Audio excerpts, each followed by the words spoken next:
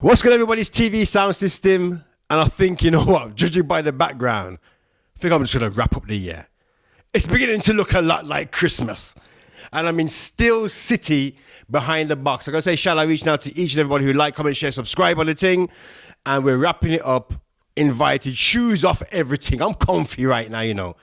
And like I said, we're in Still City, and I'm going to be speaking to the guy that invited me to his space and says, you know what, I come and have a reason. And it's super important to speak to this guy for many different reasons. But before I even go into the thing, introduce the man himself. Desert Eagle up inside the building. Let them know your name. DJ Infa, Desert Eagle, as the man just said. Obviously, Sheffield, Still City represent. Let's go to the beginning. Because Desert Eagle's name is been going on for a while. It's not new to the table. But a lot of people haven't seen the works that you've been putting in. And I'm going to get to that conversation in a little bit. But tell us a little bit the background of Desert Eagle. Where did it start? Where did it kick up from? Okay, so there's a yardman called Prince that came to Sheffield Steel City. Obviously, Willpower sound system was already up and running. And obviously, being a yardman himself, he approached Willpower and said, we can get you some dub plates and rate. Powers declined and said, no, we've got his own links and rate. Prince, I'm not going to say he took offense, but he was like, okay, I'm not going to show you what I go on. Yeah. So he recruited Jumbo, obviously, to play the sound, one of the top, probably the top selector in Sheffield at Steel City at the time. Loaded him up with dub plates, and the rest is history. It kicked off and started from there, and Jumbo made a massive impact, if you like, on the scene with the sound system. Okay, so and what year we're talking about, the launch of like Desert E? What year was that? What are we talking? I think it's 97. Okay, cool. I think it's 97. Close to the millennium. Yeah. And then your impact, you growing up, DJ Infa, where did the music captivate you to say, yeah? So my cousin, Mad Dog DJs and Turbo. So initially I was in the background and just watching them, what they was doing and thing. When Jumbo did launch Desert Eagle with Prince, there was a cassette tape that went round Sheffield for it was timeless in terms of the impact that it made. And obviously, as young youths, we wanted to obviously to copy and listening, and everybody had this tape, listening to obviously Desert Eagle and Willpower going out in Silver Sands. Yeah. And then eventually, obviously I was around about 17 at the time, and then eventually Lynx, one of the sound members, Jumbo, was obviously with his sister. So we got the connection through there, and then as you should do, we pestered him. Let us play. Show us what to do. Let us follow you to the dances, etc. And obviously, it grew and it flourished from there. So that was all your background. Would you say that was kind of like your experience? That was the vibes. That was the inspiration to get to where you are now. Yeah, definitely.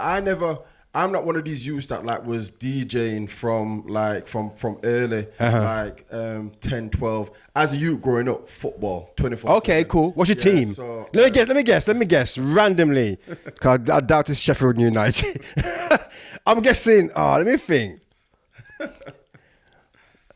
I don't want to go for the obvious, man, but should I? I'm going to say... Go on, spit it out, man, spit it out.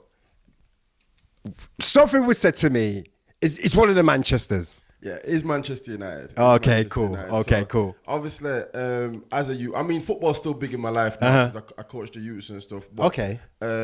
As growing up to like my early 20s, eat, sleep, drink, football. Yeah. Managed to get to like a semi-pro level. Okay. And stuff. So music and stuff was secondary. But then, like I said, early 20s. Not late teens, in fact, late teens. In fact, Willpower's boss, Radix, he gave me and one of my brethren like a spare sound system, and he put it in my yard, and that's basically where we initially learned to DJ. It's actually amazing because, like I said, there's just... Thanks first of all to inviting me because the backdrop's crazy. You start, and this is one of the reasons, and because... It's not down to me, it's down to the missus. When it comes to Desert Eagle... what I've noticed is the amount of effort that you put in doing your own thing. Desert Eagle to me has just been a sound. It's just been on the side, but doing a lot. And I mean that in terms of you're not in the mix-up and thing, and you're not. It seems like you find your own lane and you find your own avenue without having to do all of that excitement and all that razzmatazz. How do you keep yourself in that lane? We try to, but a lot of the accolades or the successes not just come from us alone. Yeah. For example, going back to Willpower again, early 2000s, one of the heights, not the height, but one of the heights for the Sheffield dancehall scene was an event called Hot Saturdays, obviously inspired by Hot Mondays. So one day Skinny come to me and said, Infa, look how much yard people are there in the place, etc. We need to put on a regular thing. So we did a joint promotion where it was the first Saturday of every month at Sadaka 48, the Wicker. And that was one of the people still now talk back to. At the same way people talk about Music in the Sun in the past, people talk about Hot Saturdays in the past because it was one of the landmark eras, if you like, for the dancehall scene. Because the way Jumbo played music, me personally, have always been inspired by juggling. Don't get me wrong. Everybody loves there's no intensity like when there's a clash or there's an era of a clash or there's some energy or so in the dancehall stuff, but our priorities has always been juggling. And with Jumbo being the juggling father for the sound, obviously Prince founded the sound, but Jumbo was the main selector. We've me personally have followed that path in terms of we might go in a 45 shootout then we might buy one or two dub plate what cost my name and this etc. But juggling has always been the priority. So who's key members then right now? When we talk about Desert Eagle, we say yourself, and then who are the other members? In terms of activity on the sound right now, we're at our lowest number ever. There's only two of us right now, which is just no, that's a lie. There's three of us now. So my cousin Wes, who's newish to the dancehall scene, but he's a certified DJ. He just linked up with us. But me and Rashawn are the main selectors on the sound right now. I've slightly transitioned to being the main MC, and Rashawn's transitioned to being the main DJ. But I do have to shout out all the members previously. Jumbo we already spoke about. Gary G, Lizard, Bitty rest in peace, Fresh Prince who founded the sound, Diamonds and Crime who I grew up with, obviously from a juggling perspective. My little brother Lynx as well, can't leave him out. Tale, who's no longer DJing with us, but obviously she was Sheffield's first female efficient dancehall DJ. Okay, cool. In my opinion, and rest in peace, Chalky Blue as well. So there's been like more sound systems, members come and go, etc. But activity right now, me and Rashawn are the main combination. And how are you two finding it right now? I mean, like you said, you're just slowly transitioning to being MC. How's the confidence? How's it like being in front of the crowd, telling the girls to do this and the bad man to do this and getting the money pull-ups? I mean, seeing the money coming your way. Like, how are you finding it as an MC? Because the juggling MCs, I've always been a tad jealous of them, you know. My thing was more of a hardcore clash thing. Okay. And then I would go on a party and watch the juggling MCs, and it's like, why do I get the girls and this and I'm just there worried about the next sound I'm gonna kill.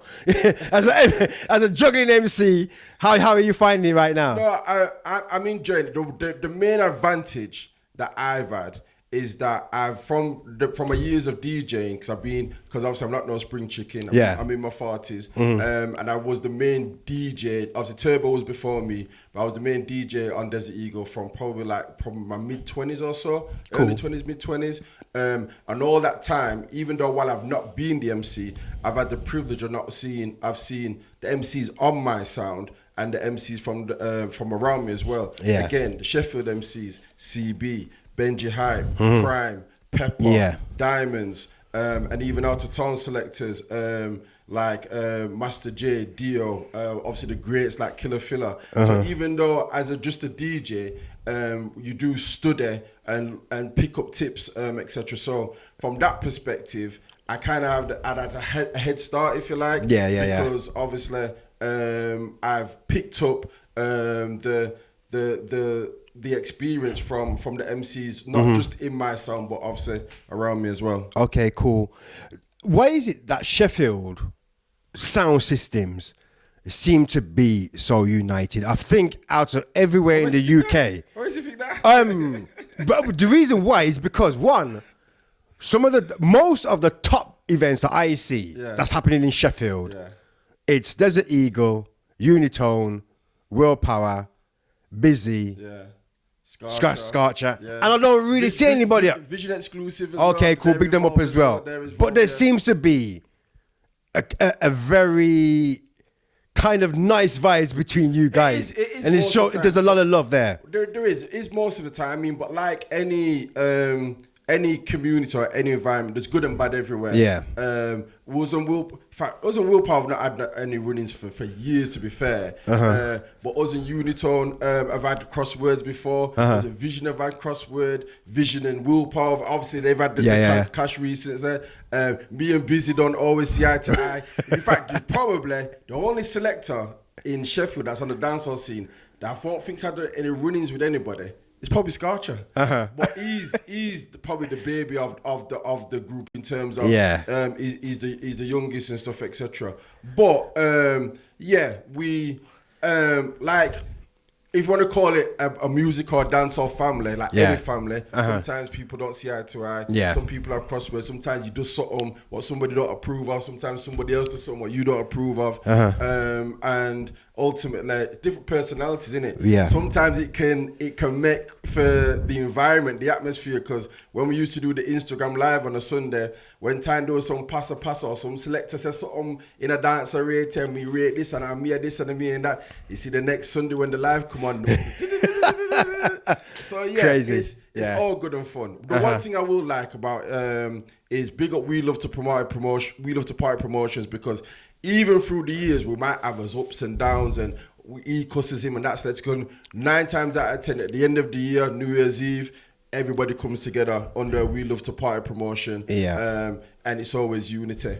And then when the next year rolls in, it's like, it's a mad thing. Yeah, man. It's TV sound system, it's selected. We're here, DJ Infa. And the reason why, another reason, there's lots of things I want to talk about, especially with Desert Eagle and with Willpower as well, which there's another video gonna come out, which I'm gonna speak about the reason why these two sounds are super important to TV sound system. But look out for the next video. I'll let you know off camera. Okay.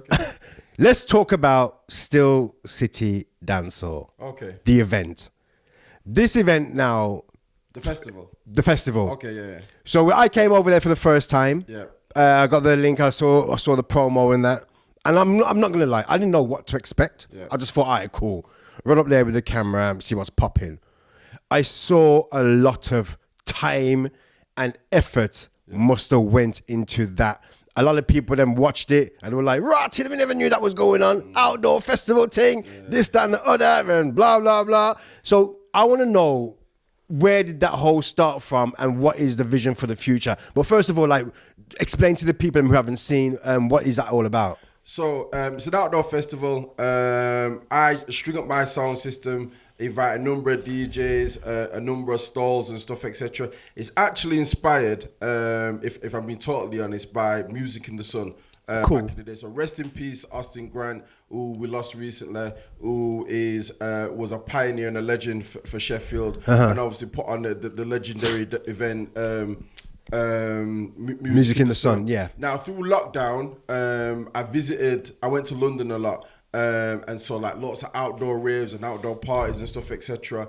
And ultimately, I wanted to try and bring that vibe or that energy to Sheffield. So we spoke earlier in terms of how much I'm involved in football as a youth, and now also I coach the kids and stuff. Mm-hmm. The ground is the Caribbean Sports Club where I'm based, where we have a cricket team in the summer, and a football team, multiple football teams through the winter. Cool. So I spoke to the committee and said, obviously we're lucky that we've got our own premises because we own our own sports ground. Yeah. The neighbours aside, obviously, because you have to speak to the council and stuff. Yeah. I said, we do fun days and stuff, but I said, let's try and put on a festival, a dancehall event. Financially, it wasn't a success, but it was. Can I just cut there? Was it your own finances that you put into it? Yeah, my own money. Oh, that's crazy. That's crazy. So yeah. I put all my own money into it.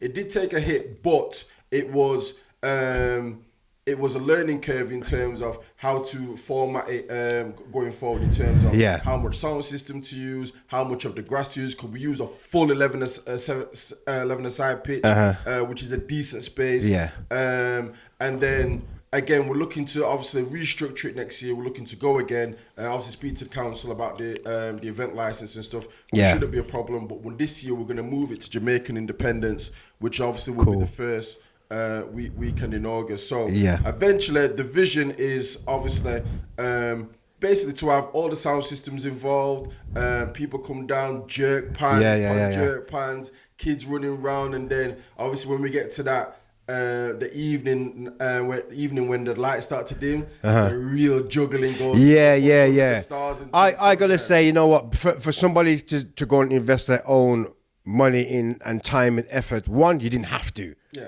Two, you clearly see a vision. Well, I was there for, get this.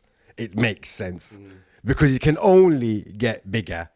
And you got the space to make it. I mean, you took up that space, but even in my video, if you look, I panned around and I said, if you got all this filled, 2, 3, 4, 5 years, if we keep pushing music, pushing sound system culture, keep pushing dancehall, it can only get bigger, man. So hats off to you for that. So your mad vision is just making it bigger and better. Yeah, again, and just having you have official festivals where they have like PA systems and stuff, etc. But I wanted something where the sound man them are bringing their sound system and the sound boxes. Obviously, because it's in its infancy right now, and obviously I'm fortunate, kind of inherited the sound system from Prince because obviously he's back in yard now. Cool. But I've still got the Lynx preamp and the Lynx.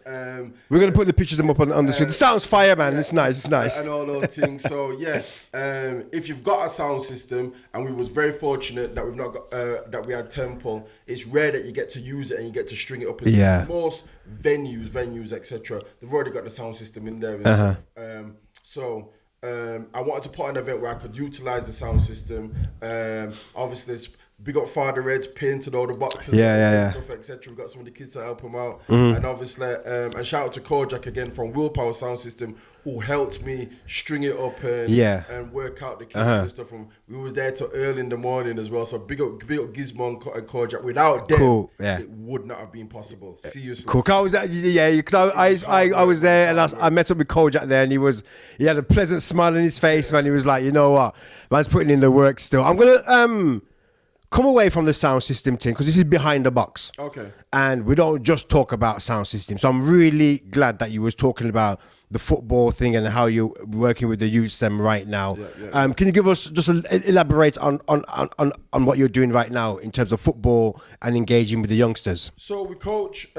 We've got a number of amateur football teams. We've got from under 8s right up to under 16s. I'm involved in 4 teams at the minute. The under 8s, 2 under 10s, and the under 14s. The under 16s I passed on to Dominic, who's doing an excellent job. Cool. And we've just got loads of volunteers. The thing that's most rewarding for me is I'm big on movies. So things like Coach Carter, Coach Bombay from Mighty Ducks and stuff. I'm always inspired how they get kids together, get them to work together, and obviously improve them and stuff, etc. So we get and the thing that's rewarding for me as well is when I see my kids playing with people that I grow up with their kids as well. Sometimes it's cousins, sometimes it's nephews, sometimes it's rivalry as well, because sometimes we go to away games and people that we know, that's what you call it. So again, Benji's son, from Uniton, his son was playing for Junior Blades,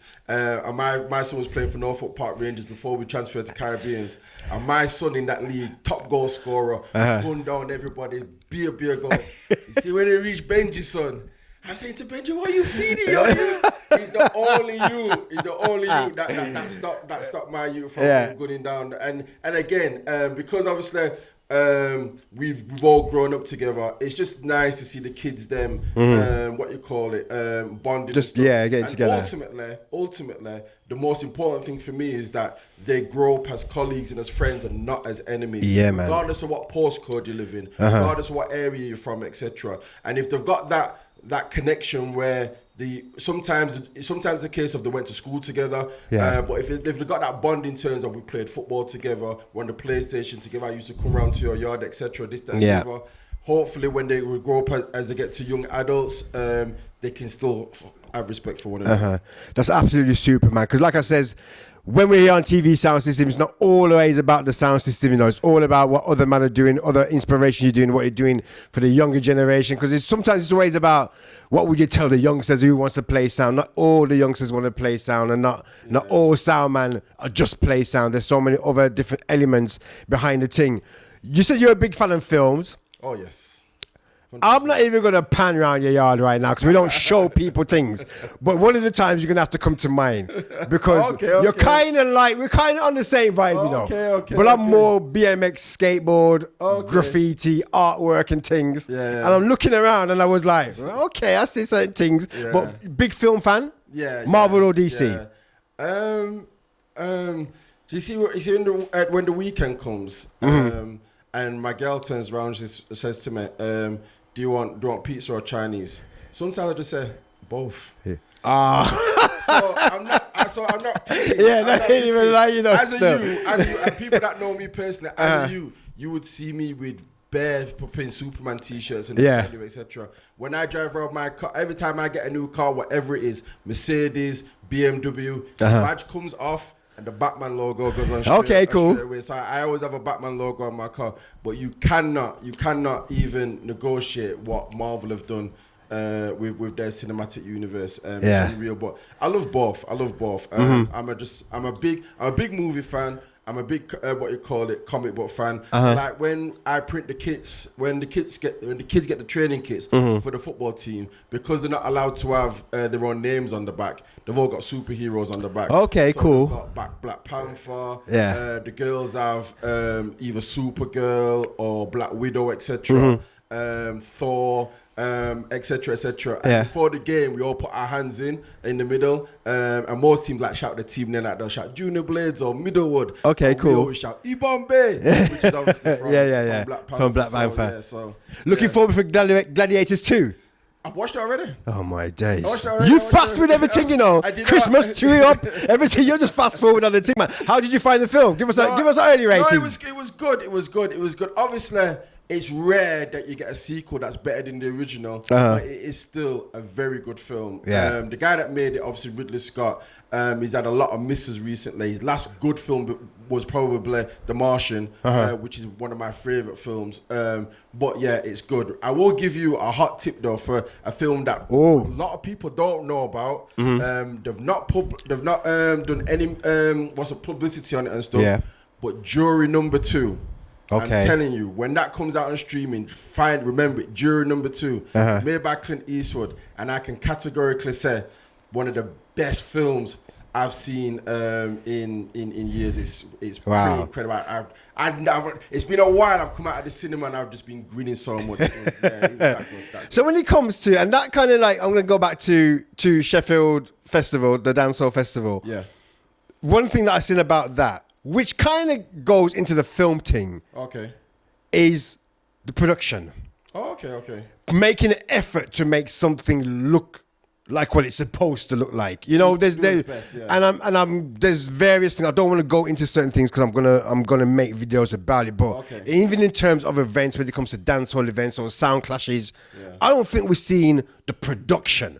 Yes, we're getting the sound man, we're getting a bag of dubs, but I still feel like we're entering venues where it's not giving us the wow factor, if that makes sense. Where when you did with Sheffield's Dancehall Festival, I went there, I saw marketing, I saw promotion. How important do you think that is? It's massive. And again, we try, there's lots of, because again, big on film, big on sports, I try to take the things that I'm invested and got an interest in and incorporate it in everything I'm doing. So the film stuff transitions into the kids football. Yeah.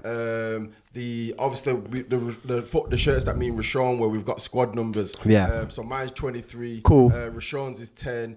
Wes is number 5. Diamonds, who was previous on the sound system, his was number 1. So again, we just try to mix and blend and again, being the same way I was talking about earlier about learning from the different MCs in what to do and how to handle yourself. A lot of that's gone. That's also ties into with the promotion and stuff. So when I listen to marketing from films and stuff, etc., or I see what the London DJs or the London selectors and promoters are going off, again, you just pick up tips and stuff, etc. Sometimes put your own twist on it, and sometimes just blatantly steal. But yeah, again, it's about mixing it together and then trying to make it your own personal version. Well, the year is nearly wrapped up now, clearly. It is. How's your year been? I mean, like, if you could, like, we might as well say it's wrapped up now. I know you got a few more things, obviously, for Christmas and the New Year. Yeah. But to where it stands right now, and not including just with Desert Eagle, even with the football and everything, how have you seen this year, and how do you think you're going to do, and what would you like to do to progress even more? I'll touch on the football quickly, because obviously the football starts from September and runs through. They're still in the infancy, so the teams are doing well. The under-8s have not won a game yet, but it's the first ever season. Yeah. And most of them are actually under-7s players playing in Europe, and they're trying very hard, and ultimately they're keeping their heads up. And they keep going, which is what we want to do. We want them to win games, but the priority is to teach them good character, and now to grow them into be respectable young men and women, because we have girls playing for the teams as well. Yeah. From a sound system perspective, we did take a hit this year in terms of, obviously, Diamonds left the sound, and obviously me and him have grown since we were youths and stuff. But like anything in life, people come and go, and ultimately you just have to keep moving forward. However, from a Desert Eagle perspective, it's been a really productive year. We played in Dubai, we played in Greece. Greece dancehall episode, we smashed that, and this last third of the year, we've had our most bookings ever. Yeah. We played in Ireland a couple of weeks ago. Oh, cool. We're going back to Ireland again next month. And when we look at the diary and the bookings and stuff, etc., every weekend we've got bookings. And obviously we played with Beanie Man and Egyptian this year. No, and Radigan. No, when I clock it, you see what I'm saying? That's what I'm saying. It's been productive. It's been good, and the dates and the bookings are just coming. Yeah, we're going to try and put as much info on the screen. Just send me all the info and we can put that on there.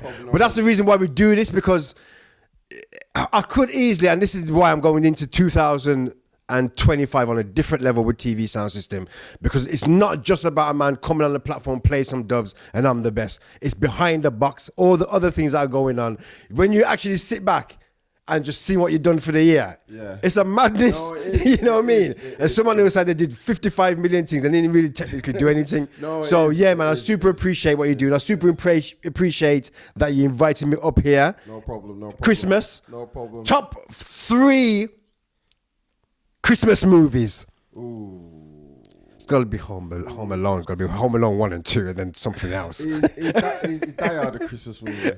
You know what? That is the one where everybody says, is it or isn't it? I think, no, put it in there. I think it is, you know. Because it comes on around about Christmas and the whole snow festive thing. There you go. So, even though the YouTuber that I watch religiously about movies, John Campia, he would definitely frown upon this. But yeah, I'm gonna put Die Hard in there. Yeah. Home Alone. And one probably people forget about, Gremlins. Yeah. Gremlins is a Christmas movie as well. So it's got that combination of, and for me, it's got a nostalgia thing as well. Like, because obviously when I showed it Matt Delano, who's obviously he's a big man now, but when I showed him as a youth, and then we bought him Gizmo, you know, Mogwai, at the tape Yeah, deck, yeah.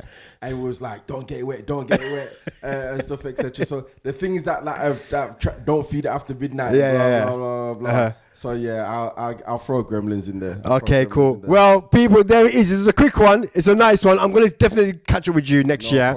I'm definitely going to be one of the main people coming to Still City Festival, because from when I went last year, I've got to come every single year now. Man, and I know it's just going to build and get bigger and bigger and bigger. Before we're out, is there anybody that you want to big up? Big up the wall of Steel City, all the sound systems, the patrons, the promoters, everybody that makes it possible. Teamwork makes the dream work. And big up my number 10, Rashawn, bad shooter. Big up my G. TV sound system, Infa, Desert Eagle. Thank you so much for taking the time out. Like, comment, share, and subscribe. We're out. Peace. Peace. Thanks, fam. Respect for that, yeah?